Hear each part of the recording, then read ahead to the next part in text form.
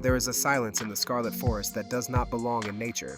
Not the kind born of peace or slumber, but a silence bred from reverence. Fearful, watching, as if the forest itself were a cathedral and something inside it, something just beyond the curve of the next route, was listening. We had been following her for hours, Lala Barina. The guild called her a routine target, the kind of assignment buried between minor pest control and escort duty. But nothing about this felt routine. Alma knelt beside a patch of disturbed moss, brushing it aside with gloved fingers. A fine dust shimmered beneath. "Crushed florets," she murmured. "Recent, still bleeding sap." Olivia stepped closer. "She's molting again. That's the third sight in less than 2 hours. Molting." That was the word they used, but it didn't feel right. Lala Barina didn't shed. She grew. She expanded. Each husk we found wasn't a sign of weakness. It was a sign she was remembering, becoming more of herself. The deeper we pushed into Sector 8, the more the forest turned surreal. Trees twisted unnaturally, their trunks leaning inward, curving toward a hollow in the terrain like dancers bowed in prayer. Mushrooms bloomed upside down. Bark peeled in geometric spirals like ancient scrolls unraveling. There were no animal sounds, not even insects. I knew why. "This place isn't just her lair," I said aloud. "It's a repository." Alma shot me a glance. "For what?" "For memory." 3 days ago, in Wyveria's East Wing archives, I had come across a nearly blacked-out ledger under an obscure classification, Rose Vault Protocol.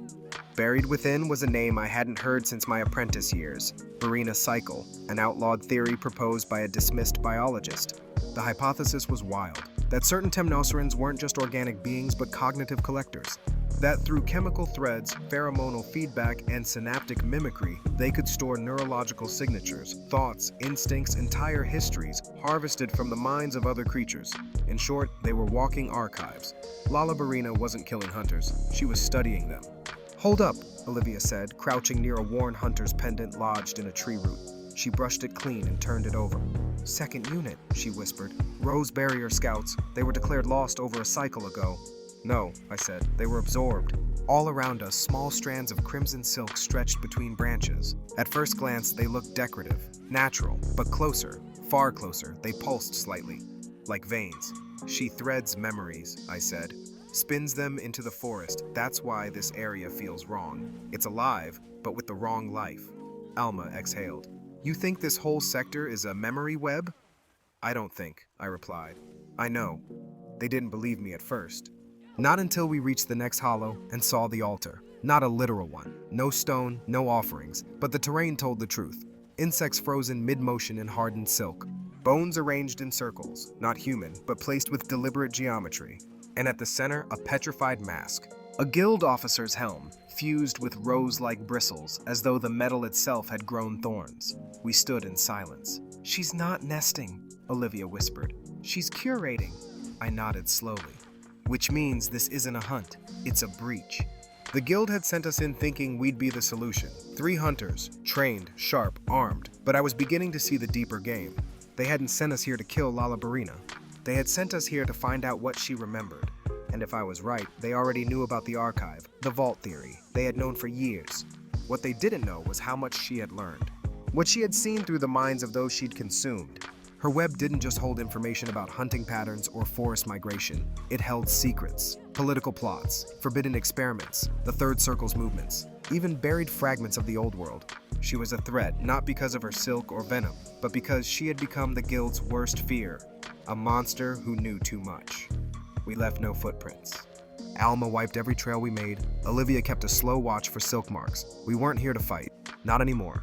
Not until we understood the real mission. As we turned back, I glanced one last time toward the altar, toward the crimson threads dancing faintly in the windless air. The petals hadn't just fallen, they had watched us. Back at camp, I recorded everything in cipher. No names, no coordinates. Just one phrase at the top of the page, "Every rose archives a root." It was only the beginning. But now I knew Lala Barina wasn't just a monster. She was a conspiracy wearing a dancer's dress. We found her at dusk. The forest shifted, shedding its disguise. Trees no longer leaned, they knelt. Roots formed spiral patterns around a shallow basin, and in the center of that basin, Lala Barina hung from her webbed throne like an inverted star. Her body pulsed with slow rhythm, each breath a silent hymn of cognition and blood.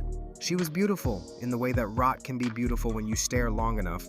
Her bristles bloomed with colorless pollen, suspended in a soft shimmer. The silk she spun wasn't for capture, it was for memory. Threads ran from her into the forest canopy and down into the earth, like neural tendrils. She had become a node, an organic terminal for thoughts not her own. "I thought she'd be bigger," Olivia said. "She's not built for war," I replied, drawing my bow. "She's built for remembering." Alma looked up at the silk-laced canopy.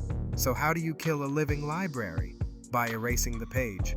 We approached quietly. No grand declarations, just breath and heartbeat. She stirred. Eyes, too many to count, open across her carapace, reflecting the red of the trees. She didn't screech, didn't lunge, she simply watched. And in that watching, I felt something, a brushing against my mind. Memories that weren't mine. Alma's childhood, Olivia's training wounds, my own dreams of a lost city I had never seen. She was downloading us. I released the first arrow. It hissed into her thorax, breaking silk. The basin shuddered. She recoiled, limbs twitching, silk snapping from the canopy like snapped harp strings. Her screech wasn't sound, it was emotion. A raw flood of pain, betrayal, rage. She charged. Alma rolled right, slamming her hammer into a leg joint. Olivia carved through silk with twin blades, keeping the canopy from closing. I dropped the bow and unsheathed Sun's Wane. The blade pulsed once. Recognition. I met her mid-lunge, not to block, to erase. Each swing severed not just tissue, but thread, memory. A dancer's twirl, a broken spiral of red light, a severed thought. Her illusions cracked. No more echoing guild halls, no more whispering forests, just the truth. She was dying. I drove the sword up through her chest. She didn't scream. She exhaled. A long, slow sigh like wind through a crypt. Her bristles folded inward, her silk loosened. Threads began to burn, spontaneous combustion of memories too unstable to survive without her. The basin lit up in ghostlight. Alma backed away. "Omidius, she's unraveling." I nodded. "Let her." We watched her die without cheering. There was nothing victorious about it. When her body finally slumped, the forest stopped moving. No wind, no sound. Only one thing remained. A core, wrapped in coiled silk. I cut it free. Inside was a crystal, the size of a plum, red as dusk. I saw flickers in it. Faces, screams, guild emblems, forbidden maps. Secrets not meant to survive her. I crushed it under my boot. That night, none of us spoke. We didn't write reports, didn't log samples. This wasn't a hunt to record. It was a redacted truth. In the guild's eyes, Lala Barina was dead. In reality, we had killed a vault they had failed to contain. But I couldn't help but wonder, how many others had they built like her? How many more were still remembering?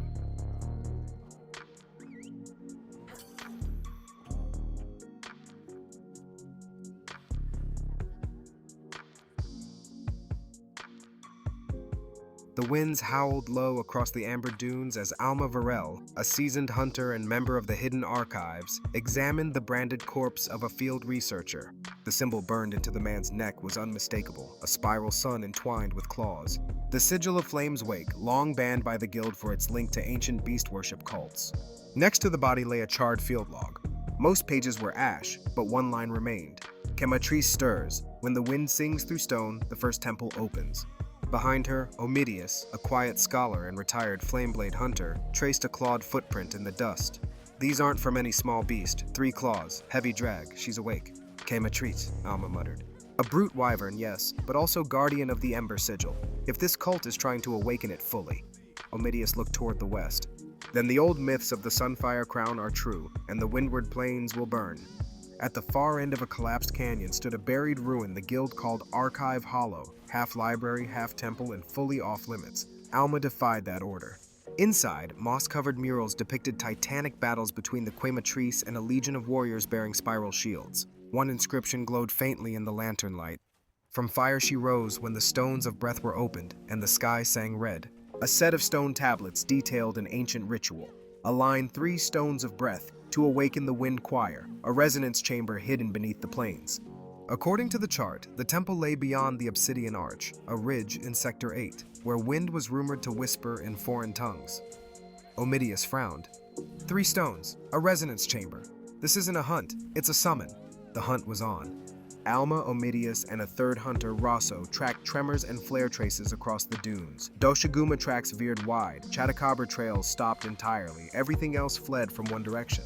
When they reached the obsidian arch, 3 massive stones loomed, each with carvings shaped like lungs. As a hot wind blew, the stones began to vibrate. Omidius readied an ancient tuning chime he'd recovered from a sunken ruin. He struck it. The resonance howled through the stones, the dunes shifted, and with a thunderous rumble, the earth cracked. Beneath them, a staircase spiraled downward into obsidian shadow. Inside, the walls pulsed with fossilized resin, residues of ancient hunts. In the central chamber, they found it, a glyph of the Ember Sigil, engraved on a raised altar, surrounded by fossilized bones. Then they heard it. A shriek, shrill, high, furious. Chematrice crashed through the ceiling in a torrent of flame and broken stone, her crown ablaze, her wings snapping like banners in a sandstorm. Her talons cracked rock, her eyes burned with intelligence. Rosso drew his heavy bowgun and fired a blast round, but the creature shifted, preemptively. "She remembers combat patterns," Alma said, stunned. "She's not just awake, she's aware." The glyph behind them began to glow. Omidius stepped back. "It's the Ember Sigil. She's drawn to it. If the cult branded the researcher with it, they weren't awakening her. They were guiding her." "To what?" Alma asked. "To something beneath the Ember Sigil, a deeper chamber."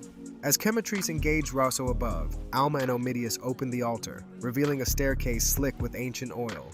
They descended into a chamber lined with sunburst runes, predating guild history. At the center was an orb, metallic, warm, humming softly. The Sunfire Crown, a legendary artifact rumored to let its bearer influence fire-type monsters through resonance. Omidius stared. This is what the cult wanted, not Chematrice. They wanted control. Alma turned. And they got it. She's being manipulated. That's why she's been attacking only guild-aligned zones. They took the crown, but as soon as Alma touched it, the chamber began to quake. Above, Chematrice let out a keening roar and fled into the sky, circling once, before vanishing into the dying sun. Alma and Omidius tracked the cult's remnants to the frigid cliffs of Ice Shade Shallows, where their new base shimmered beneath frost and steam. They arrived too late. Chematrice had already come and razed it to ash. But one body was pinned to a glacial spire, burned black, still clutching a scroll. It read, "The crown awakens one. The crown commands none. We sought to burn the old world. Instead, we lit the torch of judgment." Alma looked north toward the shifting auroras. "She's not a weapon. She's a warning." Back in Guild Command, Alma turned in the Sunfire Crown for research under strict lockdown. But in the Hall of Relics, a hooded figure watched from the shadows. He etched a spiral sun into the frost on the glass and whispered, "2 more sigils remain.